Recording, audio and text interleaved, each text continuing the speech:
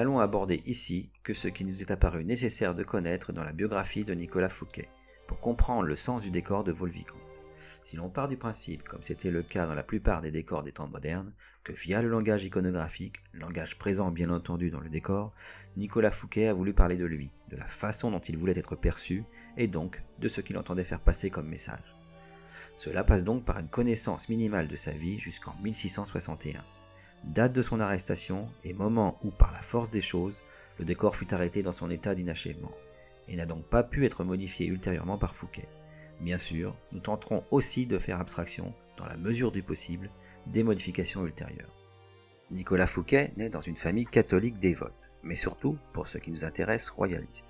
Son père, François Fouquet, quatrième du nom, proche de Vincent de Paul, fut magistrat et homme d'affaires. D'abord conseiller au Parlement de Paris, puis maître des requêtes de l'Hôtel du Roi, il fit partie du tribunal jugeant le comte de Chalais pour crime de lèse-majesté. Il se fit alors connaître de Richelieu.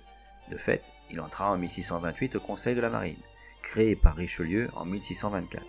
Il fut ainsi notamment associé à l'activité commerciale de la Compagnie des îles d'Amérique. Son fils, Nicolas, naît en 1615. Il se marie à 2 reprises, d'abord en 1640 avec Louise Fourchet, morte en 1641, puis en 1651 avec Marie-Madeleine de Castille-Villereuil. Lorsqu'en 1643 meurt Louis XIII, son fils, Louis XIV, n'a que 4 ans et demi.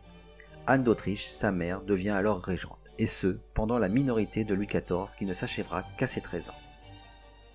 Or, entre 1648 et 1653 éclate la Fronde, période de troubles graves qui frappe la France alors en pleine guerre avec l'Espagne. Fouquet, qui en 1648 était devenu intendant de la Généralité de Paris, se trouve dès lors à un poste d'une importance inespérée. Il se range immédiatement du côté de la régente Anne d'Autriche et de Mazarin, son principal ministre, se gagnant ainsi la faveur indéfectible de la reine, à tel point que Louis XIV devra d'abord convaincre sa mère pour faire arrêter le surintendant en 1661. Après l'arrêt d'Union en 1648, qui entendait permettre au Parlement de Paris de contrôler la monarchie, tout au moins dans le domaine financier, Fouquet envoie à la reine une lettre conseillant de négocier et de diviser ses ennemis, attitude qu'il conservera tout au long de la Fronde.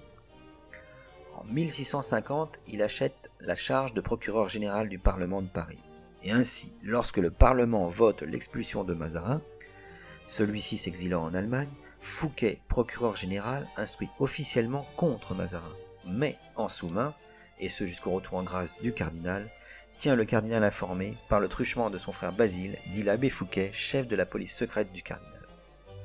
Enfin, lorsqu'un arrêt royal transfère en 1652 le Parlement à Pontoise, c'est Nicolas Fouquet qui supervise l'opération sous les colibets de la foule. Lorsqu'en 1653, le duc de la Vieuville, surintendant des finances, meurt, Mazarin opte pour 2 charges au lieu d'une. L'une revient au diplomate Abel Servien, en charge des dépenses, l'autre, la plus ardue, mais donc la plus influente, à Nicolas Fouquet, en charge de trouver les financements. Il doit sa nomination à sa bonne conduite durant la Fronde, mais aussi à l'influence de son frère Basile. À la surintendance est assorti un brevet de ministre, qui permet à Fouquet de siéger au Conseil d'en haut, alors la plus puissante instance monarchique.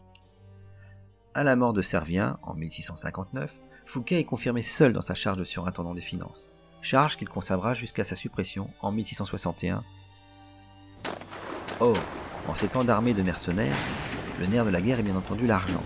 Surintendant des monarchies impécunieuses, Fouquet a donc aussi en charge le financement de la guerre contre l'Espagne, guerre commencée sous Richelieu en 1635 et achevée en 1658 par la bataille victorieuse des Dunes, qui met fin aux hostilités qui ne se concluront que par la baie des Pyrénées en 1659. C'est assurément un des faits de gloire de Fouquet que ce financement. À la mort de Mazarin, il pouvait espérer lui succéder, c'est assurément ce qu'il ambitionnait. Discrédité aux yeux du roi par les manœuvres de Colbert, le surintendant est arrêté en 1661. Il sera jugé et condamné aux peines de confiscation de tous ses biens et de bannissement hors du royaume. Mais Louis XIV, usant de son droit de grâce, à l'envers, change la sentence en détention perpétuelle à Pignerol. Il y meurt en 1680.